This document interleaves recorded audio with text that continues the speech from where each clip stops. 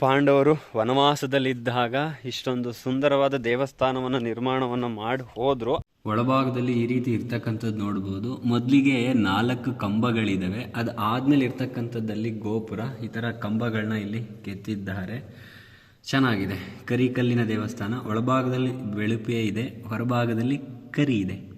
Hi, welcome back to ರೈತ ಗುರುಜಿ YouTube channel. ಏನ್ ಗುರುಜಿ ಇವತ್ತು ಎಲ್ಲಿ ಕರ್ಕೊಂಡು ಹೋಗ್ತಾರೆ ಅಂತೀರಾ? ಬನ್ನಿ, ಇವತ್ತು ನಾನು ನಿಮ್ಮನ್ನ ಪಾಂಡವರು ಅಜ್ಞಾತ ವನವಾಸದಲ್ಲಿದ್ದಾಗ ಮೂಲವಾಗಿ ನಿರ್ಮಾಣ ಮಾಡಿರ್ತಕ್ಕಂತಹ, ಅದರಲ್ಲೂ ಕರಿ ಶಿಲೆಯಲ್ಲಿ ಪೂರ್ತಿ ದೇವಸ್ಥಾನವನ್ನ ನಿರ್ಮಾಣ ಮಾಡಿದ್ದಾರಂತೆ. ಬನ್ನಿ ಅಲ್ಲಿಗೆ ಹೋಗ್ಬಿಟ್ಟು ಬರೋಣ.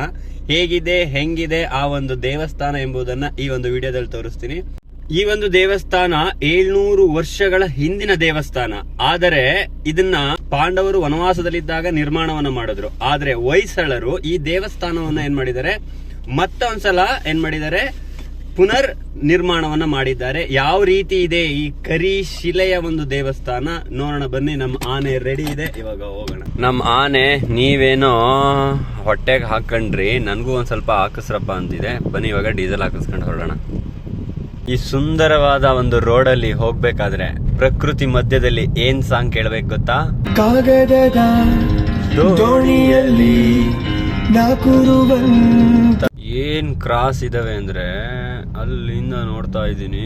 ತಿರುಗಿಸು ರೋಡ್ ಮಾತ್ರ ಸೂಪರ್ ಆಗಿದೆ. ಬಟ್ ಸಂಡೇ ಆಗಿಲ್ಲ, ಆದ್ರೂ ಎಷ್ಟೊಂದು ಗಾಡಿ ಓಡಾಡ್ತಿದ್ದಾವೆ ಗೊತ್ತಾ ಇಲ್ಲಿ. ಅಲ್ಲಿಂದ ನೋಡ್ತಾ ಇದ್ದೀನಿ, ಸಖತ್ ಗಾಡಿ ಓಡಾಡ್ತಿದ್ದಾವೆ.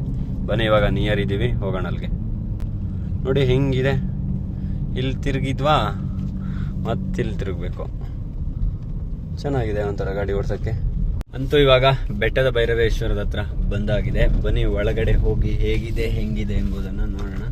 ನಮ್ಮ ಆನೆನ ಇವಾಗ ಇಲ್ಲಿ ಸೈಡಿಗೆ ಹಾಕ್ತಾ ಇದ್ದೀನಿ. ಇವಾಗ ಪಾಂಡವರು ವನವಾಸದಲ್ಲಿದ್ದಾಗ ಬಂದಂಥ ಒಂದು ಸ್ಥಳಕ್ಕೆ ನಾವು ಬಂದಾಯಿತು. ಅಲ್ಲಿ ಕಾಣ್ತಾ ಇರಬಹುದು ಅದೇ ದೇವಸ್ಥಾನ ಅಲ್ಲಿದೆ. ಅಲ್ಲಿಗೆ ಇವಾಗ ಹೋಗಬೇಕು.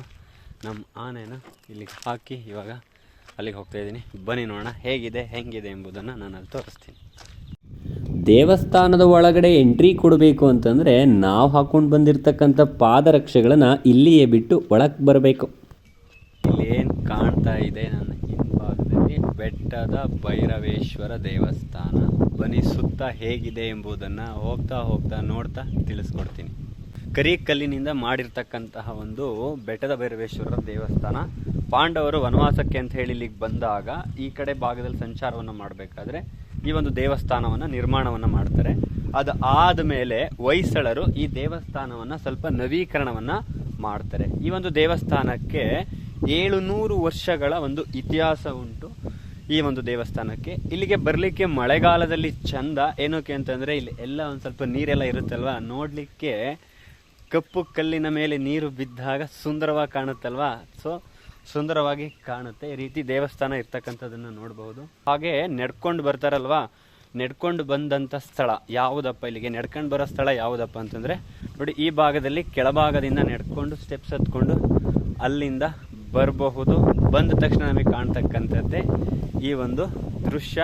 ಅದು ಆದ ಮೇಲೆ ನೋಡ್ಬೋದು ಆ ಕಡೆ ಭಾಗದಲ್ಲಿ ಎಲ್ಲ ಬೆಟ್ಟಗಳೇ ಇದ್ದಾವೆ, ಸುತ್ತ ಪ್ರಕೃತಿ ಇದೆ. ತುಂಬ ಚೆನ್ನಾಗಿದೆ ದೇವಸ್ಥಾನ. ಕರಿಕಲ್ಲಿನ ದೇವಸ್ಥಾನ ಅಂತ ಹೇಳ್ಬಹುದು ಇದನ್ನು. ಇಲ್ಲಿ ನೋಡ್ತಾ ಇರಬಹುದು ಸುತ್ತ ಏನಿದೆಯಪ್ಪ ಅಂದರೆ ಕಾಡಿದೆ ಅಲ್ವಾ. ಹಾಗೆ ಇವಾಗೇನೋ ರೋಡಿನ ವ್ಯವಸ್ಥೆ, ಸಾರಿಗೆ ವ್ಯವಸ್ಥೆ ಚೆನ್ನಾಗಿದೆ. ಹಿಂದೆ ಈ ಪ್ರತಿಯೊಂದು ಕಲ್ಲುಗಳನ್ನು ಯಾವ ರೀತಿ ತಗೊಂಡು ಬಂದು ಹೊಯ್ಸಳರು ಹಾಕಿರಬಹುದು, ಅವಾಗಿನ ಶಕ್ತಿ ಹೇಗಿತ್ತು. ಬಟ್ ಇವತ್ತಿನ ಕಾಲದಲ್ಲಿ ಸಾಧ್ಯ ಇಲ್ಲ. ಆದ್ರೂ ಈ ಥರವಾಗಿ ಸುಂದರವಾಗಿ ನಿರ್ಮಾಣವನ್ನು ಮಾಡಿದ್ದಾರೆ. ದೇವಸ್ಥಾನಕ್ಕೆ 3 ಕಡೆ ದ್ವಾರ ಇದೆ. ಅಂದರೆ ಏನಪ್ಪ ಅಂದರೆ ಹತ್ತು ಬರಲಿಕ್ಕೆ 2 ಕಡೆ ಹತ್ತು ಬರ್ಬೋದು, ಒಂದು ಕಡೆ ಆ ಕಡೆ ಗಾಡಿ ನಿಲ್ಲಿಸಿ ಬರಬಹುದು. ಹಾಗೆ ಇದು ಸಹ ಇಲ್ಲೊಂದು ಎಂಟ್ರೆನ್ಸ್ ಸಹ ಕೊಟ್ಟಿದ್ದಾರೆ ಹೊರಗಡೆ ಬರಲಿಕ್ಕೆ ಅನಿಸುತ್ತೆ. ಮುಖ್ಯ ದ್ವಾರ ಬಂದು ಇಲ್ಲಿ ನೋಡಬಹುದು, ಪೂರ್ವಕ್ಕೆ ಮುಖ ಮಾಡಿರ್ತಕ್ಕಂಥ ಒಂದು ದೇವಸ್ಥಾನ. ಹಾಗೆ ಇಲ್ಲಿ ನೋಡಬಹುದು, ಇಲ್ಲೂ ಸಹ ಸ್ಟೆಪ್ಸ್ ಹತ್ಕೊಂಡು ಬರ್ಬೋದು.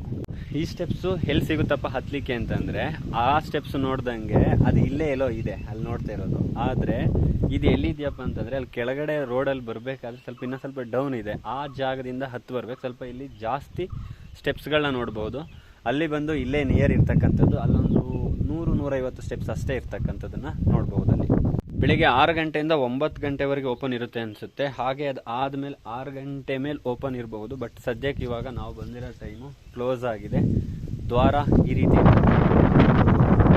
ಒಳಗಡೆ ಹೇಗಿದೆ ಅಂತ ಹೇಳಿ ಆ ಕಿಟಕಿ ಒಳಭಾಗದಲ್ಲಿ ಈ ರೀತಿ ಇರ್ತಕ್ಕಂಥದ್ದು ನೋಡ್ಬೋದು. ಮೊದಲಿಗೆ 4 ಕಂಬಗಳಿದ್ದಾವೆ, ಅದು ಆದಮೇಲೆ ಇರ್ತಕ್ಕಂಥದ್ದಲ್ಲಿ ಗೋಪುರ. ಈ ಥರ ಕಂಬಗಳನ್ನ ಇಲ್ಲಿ ಕೆತ್ತಿದ್ದಾರೆ. ಚೆನ್ನಾಗಿದೆ.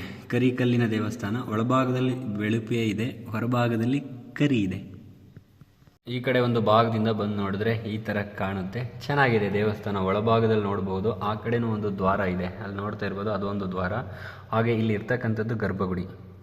ಅಂತೂ ದೇವಸ್ಥಾನಕ್ಕೆ ಬಂದು, ಆದರೆ ಒಳಭಾಗಕ್ಕೆ ಹೋಗಲಿಕ್ಕೆ ಅವಕಾಶ ಇಲ್ಲ. ಏನಕ್ಕಪ್ಪ ಅಂದರೆ ಕ್ಲೋಸ್ ಆಗಿದೆ. ಆದ್ದರಿಂದ ಹೊರಭಾಗದಲ್ಲೇ ನೋಡಿಕೊಂಡು ಈ ಒಂದು ಸ್ಥಳವನ್ನು ಇಷ್ಟು ದಿನ ಏನು ಮಾಡ್ತಿದ್ವಪ್ಪ ಅಂತಂದರೆ ಮೊಬೈಲಲ್ಲಿ ನೋಡ್ತಿದ್ದೋ. ಇವತ್ತು ನಮ್ಮ ಕಣ್ಣಾರ ನೋಡ್ತಕ್ಕಂಥ ಒಂದು ಭಾಗ್ಯ ನಮ್ಮದಾಗಿದೆ.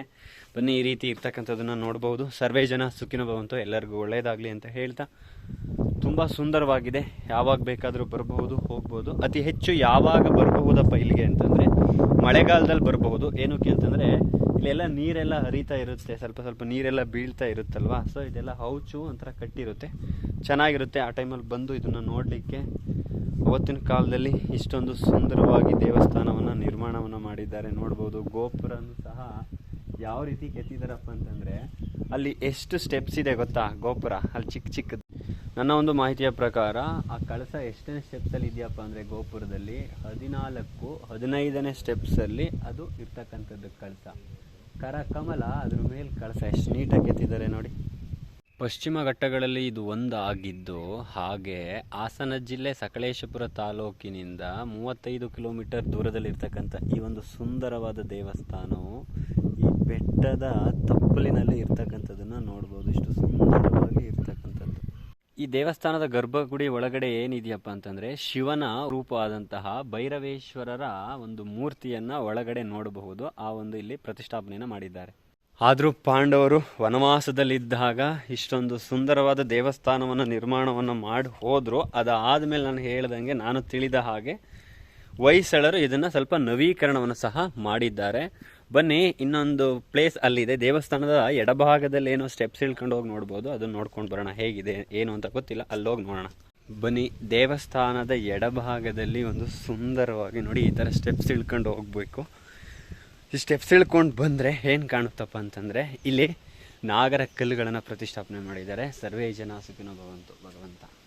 ಇದನ್ನು ನೋಡ್ಬೋದು. ಇಷ್ಟು ಸುಂದರವಾಗಿ ಇಲ್ಲೂ ಸಹ ಇದು ಹೊಸ್ದಾಗೇನೋ ಇವಾಗ ಕೆತ್ತಿದ್ದಾರೆ ಅನಿಸುತ್ತೆ. ಏನಕ್ಕೆ ಅಂದರೆ ಇಲ್ಲಿ ಕಟ್ಟಡ ಎಲ್ಲ ನೋಡಿದ್ರೆ ಹಾಗೇ ಇದೆ. ಎಲ್ಲರಿಗೂ ಒಳ್ಳೇದಾಗಲಿ ಭಗವಂತ. ಚೆನ್ನಾಗಿ ಮಾಡಿದ್ದಾರೆ, ಕಲ್ಲಲ್ಲಿ ಮಾಡಿದ್ದಾರೆ. Okay, super. ಈ ದೇವಸ್ಥಾನದಲ್ಲಿ ಏನು ವಿಶೇಷಪ್ಪ ಅಂತಂದರೆ ಆ ದೇವಸ್ಥಾನದ ಗರ್ಭಗುಡಿಯ ಮುಂಭಾಗದಲ್ಲೂ ಸಹ 5 ಸ್ಟೆಪ್ಸ್ ಇದೆ. ಹಾಗೆ ಇಲ್ಲೆಷ್ಟಿದೆ ನೋಡೋಣ ಬನ್ನಿ. 1 2 3 4 5. ಇಲ್ಲೂ ಸಹ 5 ಸ್ಟೆಪ್ಸನ್ನು ನೋಡಬಹುದು. ಒಳಗಡೆ ಹೋಗ್ಲಿಕ್ಕೆ ಅಲ್ಲೂ 5 ಇದೆ, ಇಲ್ಲೂ 5 ಇದೆ. 5 ಸಂಖ್ಯೆ ತುಂಬ ಚೆನ್ನಾಗಿದೆ ಅನಿಸುತ್ತೆ.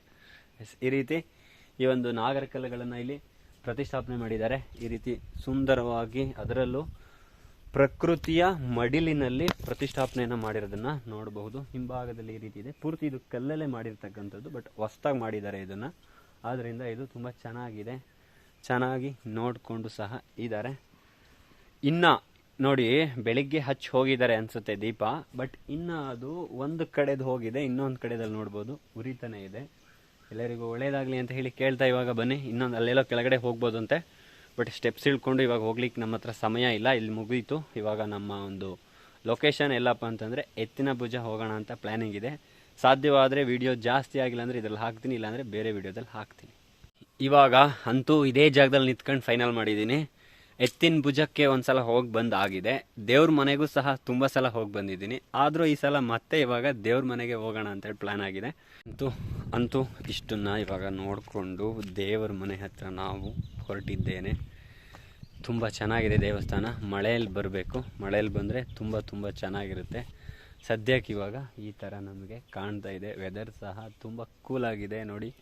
ಈ ಕಡೆಯಲ್ಲೂ ಬೆಟ್ಟ, ಈ ಕಡೆಯಲ್ಲೂ ಬೆಟ್ಟ, ಹಾಗೆ ಸುತ್ತಲೂ ಬೆಟ್ಟ ಇದೆ. ಅದಕ್ಕೆ ಬೆಟ್ಟದ ಭೈರವೇಶ್ವರ ಅಂತ ಹೇಳಿ ಹೆಸರು ಬಂದಿರ್ಬೋದು. ಬಟ್ ಅವತ್ತಿನ ಕಾಲದಲ್ಲಿ ಪಾಂಡವರು ಈ ಒಂದು ಸ್ಥಳವನ್ನು ನಿಗದಿಯನ್ನು ಮಾಡಿ ಇಲ್ಲೇ ತಂಗಿದ್ದು ಈ ಸುಂದರವಾದ ಕಾಲ ಭೈರವೇಶ್ವರರ ದೇವಸ್ಥಾನವನ್ನು ಇಲ್ಲಿ ಮಾಡಿದ್ದಾರೆ. ಸುಂದರವಾದ ದೇವಸ್ಥಾನವನ್ನು ಇಲ್ಲಿ ಮಾಡಿದ್ದಾರೆ. ಅದನ್ನು ಹೊಯ್ಸಳರು ನವೀಕರಣವನ್ನು ಮಾಡಿದ್ದಾರೆ. ಗ್ರೇಟ್. ಸ್ಥಳನೂ ಸಹ ತುಂಬ ಚೆನ್ನಾಗಿ ಇಟ್ಕೊಂಡಿದ್ದಾರೆ. ಬಟ್ ಇಲ್ಲಿ ಯಾರೂ ಮೇಂಟೆನೆನ್ಸ್ ಏನಿಲ್ಲ. ಆದ್ರೂ ಸ್ಥಳನೂ ಸಹ ತುಂಬ ಶುಚಿಯಾಗಿಯೇ ಇದೆ, ಚೆನ್ನಾಗಿ ಇಟ್ಕೊಂಡಿದ್ದಾರೆ. ಈ ವಿಡಿಯೋನ ಇಲ್ಲಿಗೆ ಎಂಡ್ ಮಾಡ್ತಾ ಇದ್ದೀನಿ. ವಿಡಿಯೋದಲ್ಲಿ ಏನಾದ್ರು ತಪ್ಪಿದರೆ ಮನ್ನಿಸಿ, ಹಾಗೆ ಲೈಕ್ ಮಾಡಿ, ಶೇರ್ ಮಾಡಿ, ಸಬ್ಸ್ಕ್ರೈಬ್ ಆಗೋದನ್ನು ಮರಿಬೇಡಿ ಅಂತ ಹೇಳ್ದ. ಏನಾದರೂ ಮಾಹಿತಿ ತಪ್ಪಿದರೆ ಕಮೆಂಟ್ ಬಾಕ್ಸಲ್ಲಿ ಹಾಕಬಹುದು.